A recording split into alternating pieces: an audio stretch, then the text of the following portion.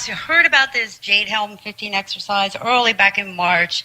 Everybody was reporting on it, and I started doing some digging on it, and that's when I started coming across making the connection between the Jade and the Jade Helm, and the Jade, or Jade 2, being an AI software system. Okay, it's basically the Jade 2 system is an AI quantum computing technology that has the ability to use vast amounts of data that's being collected on the human domain, that's us, to generate a human terrain system, which they talk about in that PDF.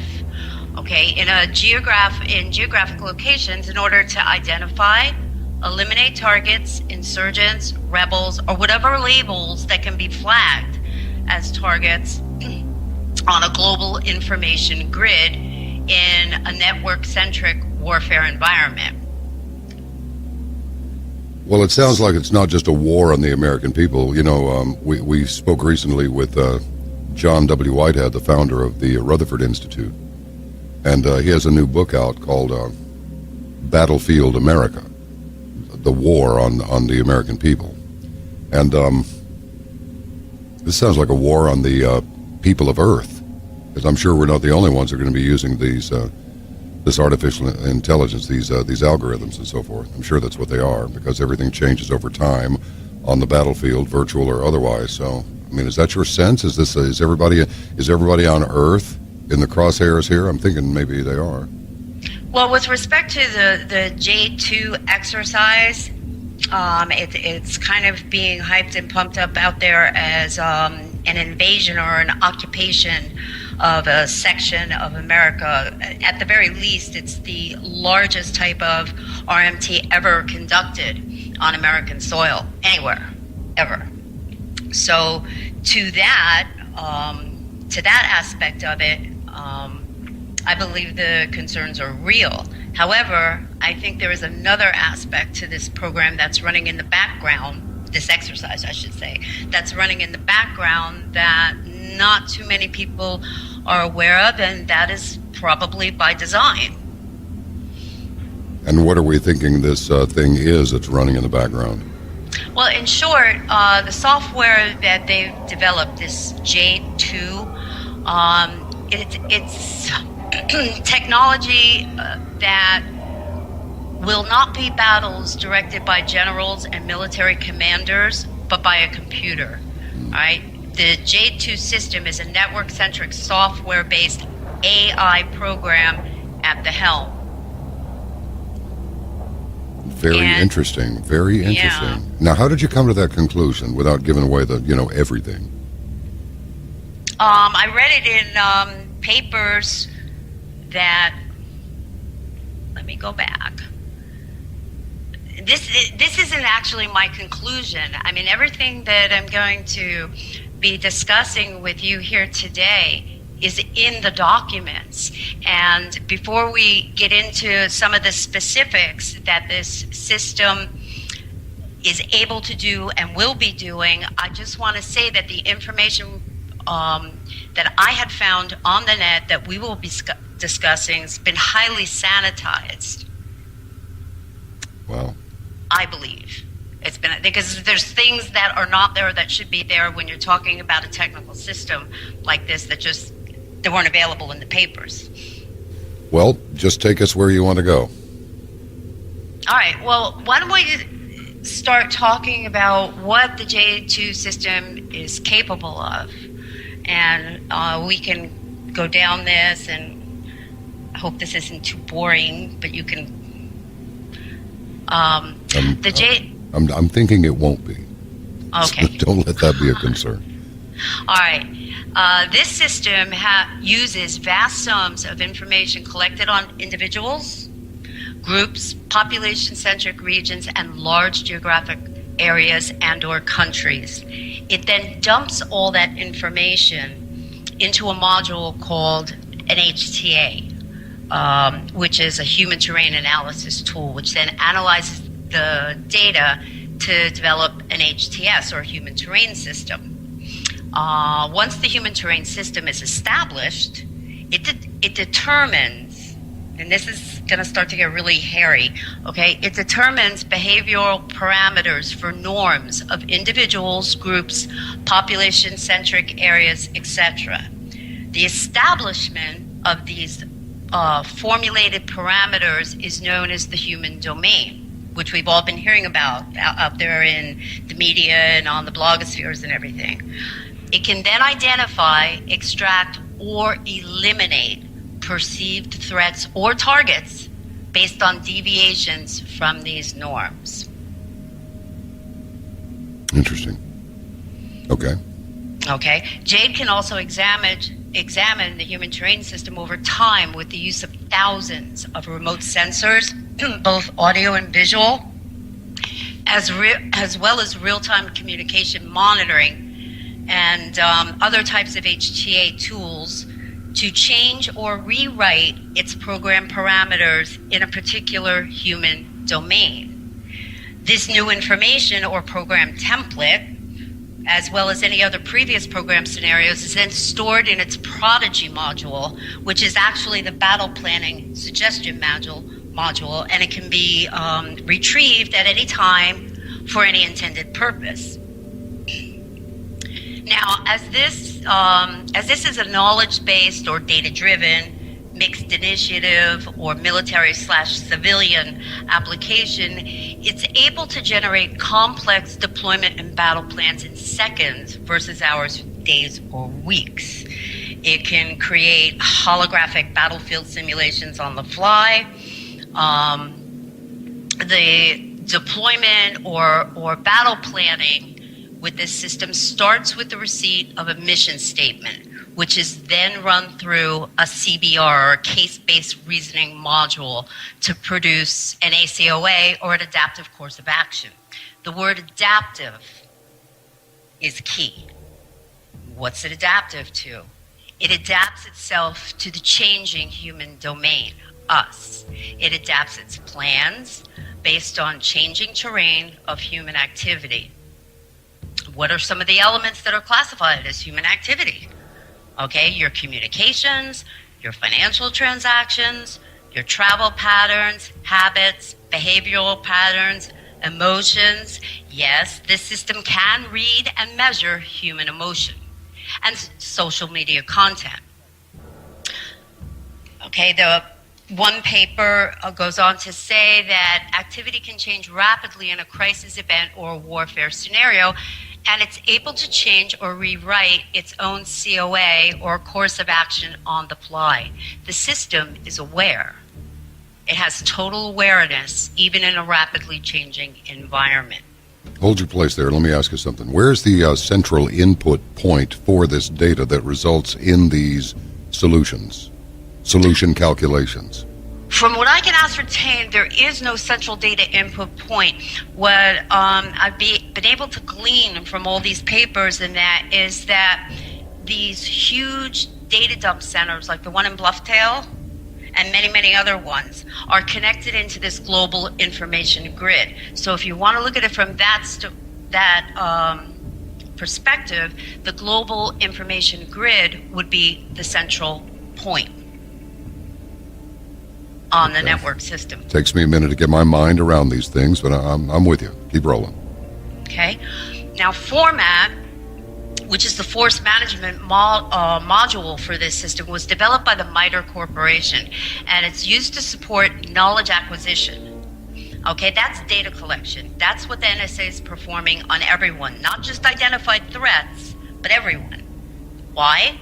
Because the government now perceives the American people, I believe, as its greatest threat, and it will use a computer-driven military to clamp us down. Patriots will be classified as terrorists, and the true terrorists, the U.S. puppet government we have out there who receives its directives and agendas from the ruling elite, they'll be deemed patriots to be protected at all costs. Makes sense. Okay, the third module in this system is known as PARCA.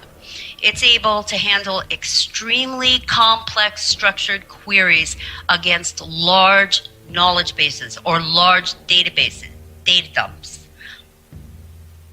Have you ever wondered why or has anybody ever asked the question why the NSA is telling everyone they're only collecting metadata or meta tags? I don't even fully understand what those things are. But look, if you'll define them and then ask that question again, it'll be easier for us to track with you. Okay, meta tags or metadata contain virtually no information or data in and of themselves. Meta tags or metadata only have value if they're indexed to a much larger information source or file in these immense databases. So, this is, in my humble opinion, this is just another example of deception through misdirection. Oh, we're just collecting, your phone numbers you're passing by, and we're not keeping any of your emails or your text messages or anything like that. Well, if you look at how this system is structured, that's the critical data the system needs. It can't work off meta tags and metadata. I mean, they're virtually empty data until they're indexed to something or something is indexed to them. Does that? Good Lord. Go ahead. Keep going. I'm with you. Okay.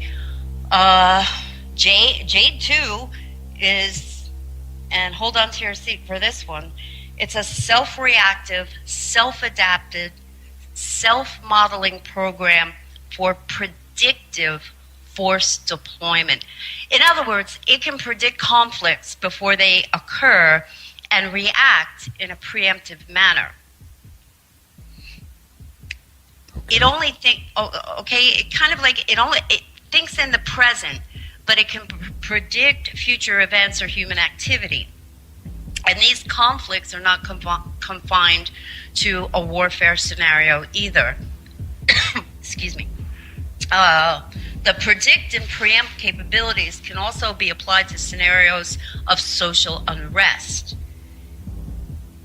And that's not just my opinion. That's stated right in the reports and the papers on this software.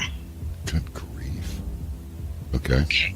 So let's look at some of the other key functionality or capabilities of this system. And right now we're just talking about the Jade system because that's what everybody's concerned about right now, Jade Helm. It can make high-level trade determinations. It makes decisions regarding casualties and targets in line with the overall mission objective. Okay? It is a total command. It has total command and control in an information-intensive society. Now, from a military standpoint, the term command is more or less a legal or a behavioral standard of actions performed or not performed by military officers to which they can later be held accountable. The Jade system displaces that standard from individual commanders and places it on itself. Total command and control of all information over land, sea, air, space, and cyberspace is how they will master the human domain. It says that in the PDF slides. It says that in the software papers. Okay? It can perform machine interpretation of commander's intent. Think about that for a minute. That's kind of, let me try and put this in perspective. Yeah, listen, don't hold it against me if I'm just being quiet here. I'm trying to wrap my mind around this. This is the deepest that we've ever gone on this subject. So you don't have to worry about us bearing with you. Just bear with us, okay? just keep going. I am all attention. Okay, I want to get back to the machine interpretation of commander's intent. Mm-hmm. That's kind of like, all right, I pull up to my house, I pull in the driveway. My intent is to go in the house and sit, watch TV. Now, am I going to enter the house by smashing my truck through an exterior wall, or am I going to enter the house by getting a key off my keychain and unlocking the door? I mean, that, to me, that is a scary aspect. Machine interpretation of commander's intent. I wonder if that's to eliminate the possibility of any, shall we say, freelancing out there, or overriding some orders or something like that. I don't know. It could be.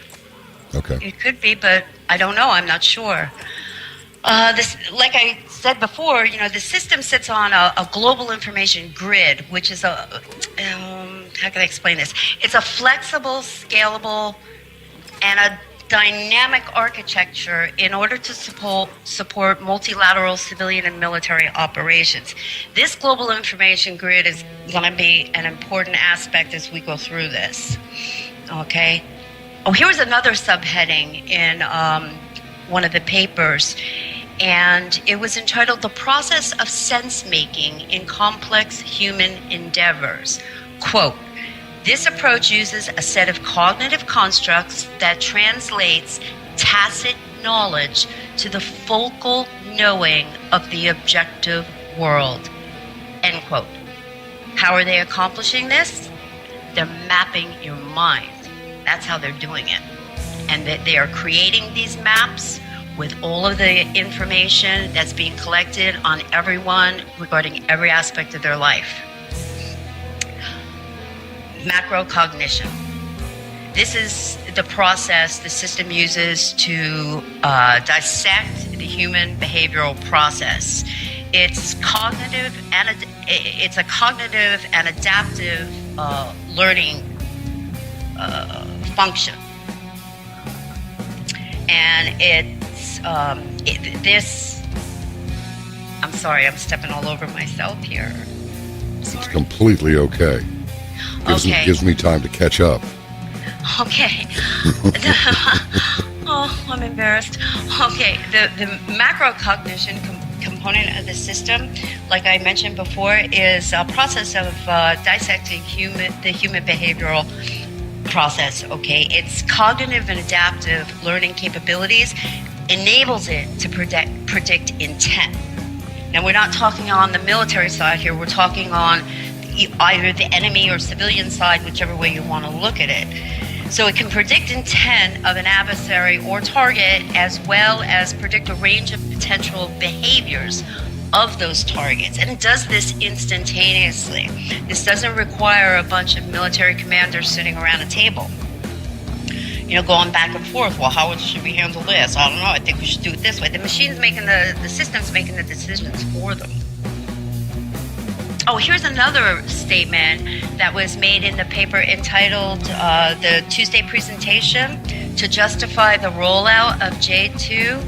And it says, quote, "For a joint commander to define an instruction set to a civilian or military joint force mission to transform a failing state to an agreed upon non-failing end state is a problem." End quote. Okay, and this section goes on to say that, rapidly changing dynamics presents a cognitively difficult task for commanders and practitioners. And the system will do that too. Good grief. This sounds monstrous, frankly. It doesn't even sound cool. It sounds... It is. I think it is. Scary. Nefarious. It gets worse when Excellent. you look at it. No. I mean, when you look at it as it is not the be-all and the end-all, this is just a sub-layer, a layer on top of a much larger system that's already in place. Okay? Jade 2 can reconfigure its own network topography to optimize communication and data transfers.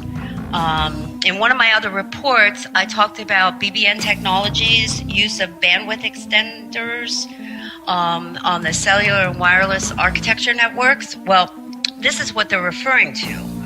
An example of this might look like, you're driving down the road, all of a sudden you lost cell phone service in a particular area or for a particular time, when in actuality, your bandwidth's been reallocated to the system. Because everything, absolutely everything, communications, everything else is tied into that global information grid. All right, another command and control problem that these concept papers, they're not even concept papers because the software is being used now. Okay.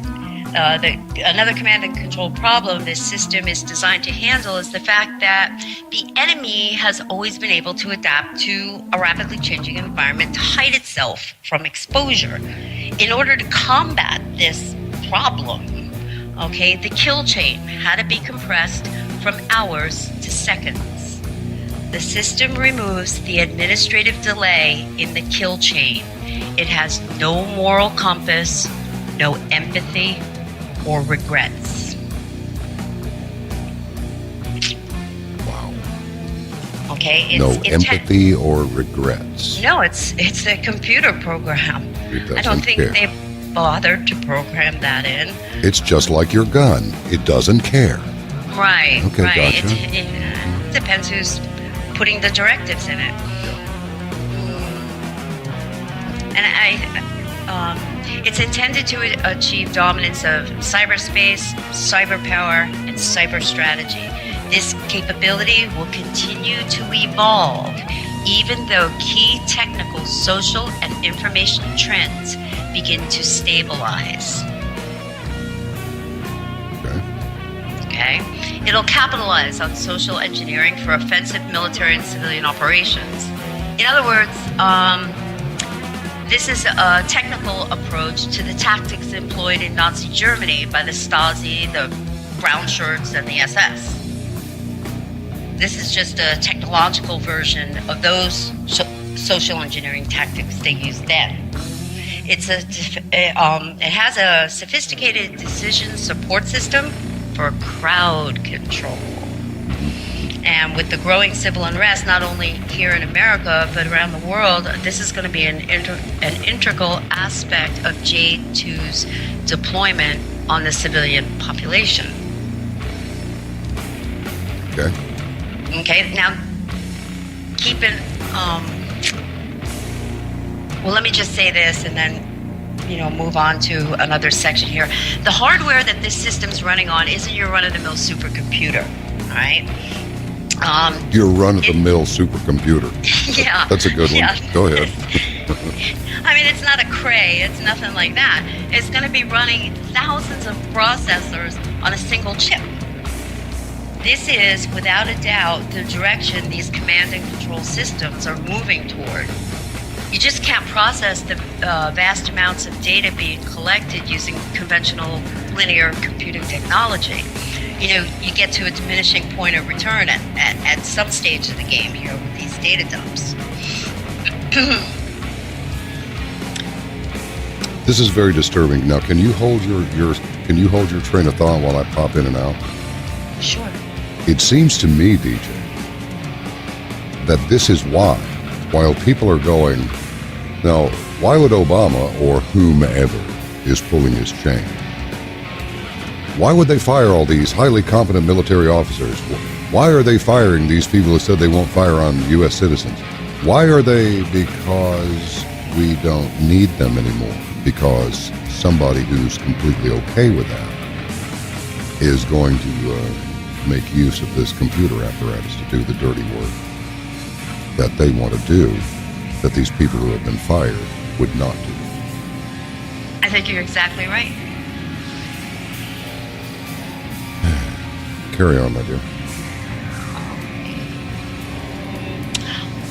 Oh, this you're going to find interesting. It develops virtual models based on repetitive types of crimes that can predict future crimes that have not yet been committed by either individuals or groups in the COA or the civilian operation area, and then execute a course of action, a preemptive course of action. This is Minority Report's pre-crime technology. Mm-hmm.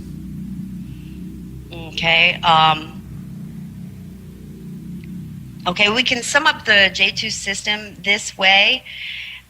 I guess it's a self-organizing, vision-capable, expectation-capable, recognition-capable, situationally aware, emotional, intelligent, goal-oriented system.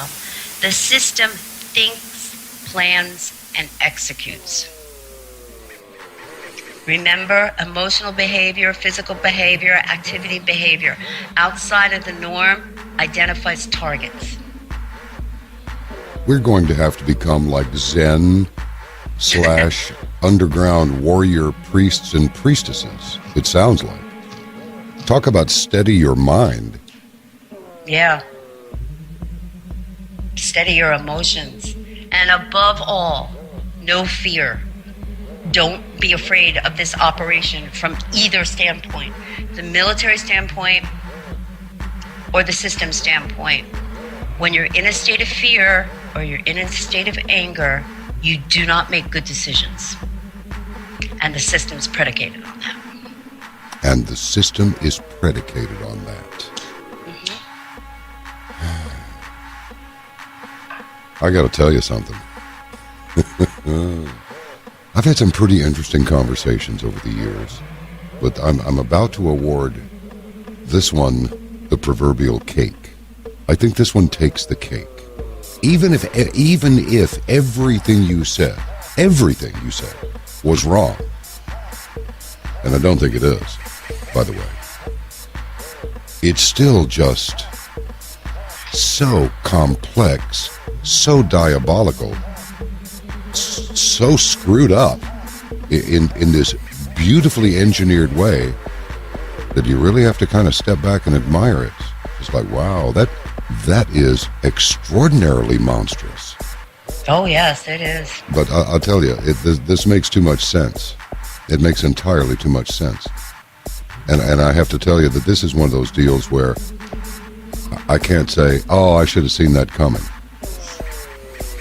I didn't see it coming. The only thing that I felt I had a high confidence about was that, no, we haven't nailed it yet. There have been a lot of smart people come on the program. They are smart. They're very smart. and they've given us their opinions. But none of them grabbed me like this one. And that's nothing against them. I'm just saying, that's right, the women are smarter. You know that thing, that song, the old song, the women are smarter? No. Nobody's ever sung that to me. We may have to play that one. Yeah, listen, all I can do is blither and try and be an interesting conversationalist at this point, because I got to tell you, you've just filled my head with so many possibilities that I'm just trying to keep them at bay without forgetting any of them, so I can delve into them in some quiet moments later. And that's not really the best way to conduct a conversation. So I think I'll take the polite path and just say, please just tell us anything else that you want to, because this is amazing. Well, with respect to GeoInt, yeah. Okay, with respect to Jade Helm, the key is don't participate, don't display an emotional response. The sensors and the data collection, social network, they're going to be picking up on that data, and they're counting on it, okay? And like I said, it appears that the system responses are triggered by negative emotions. Now, with respect to GeoInt, okay, this is a much bigger issue.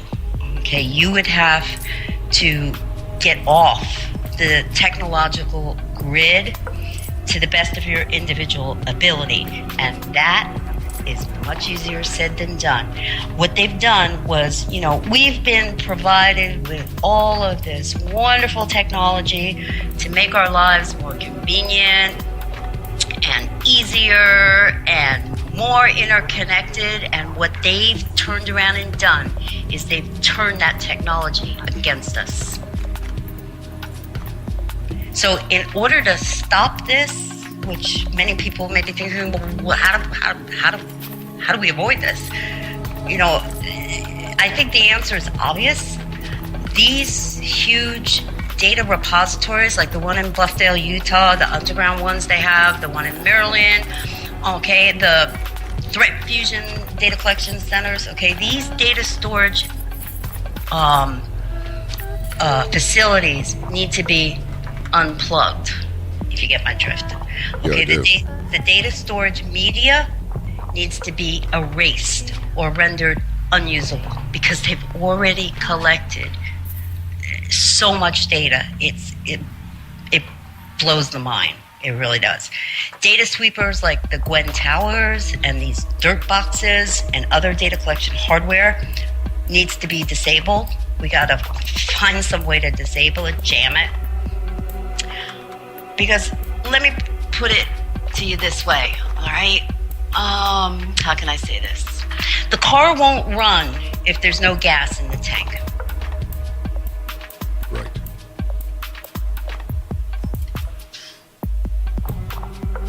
You know, what we're talking about here is the R word. We're talking about a real, no kidding rebellion. This is really quite dangerous stuff. I have to tell you, it's exciting. It's very dangerous. I mean, drones. I think the word. Go ahead. Yeah, I think the word you used is diabolical, and that's a very good description. Well, the drones are plugged into the Jade 2 system.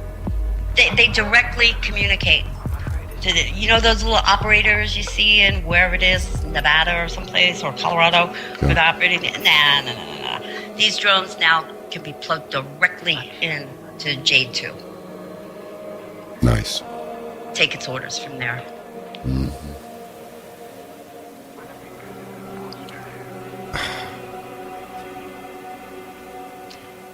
So,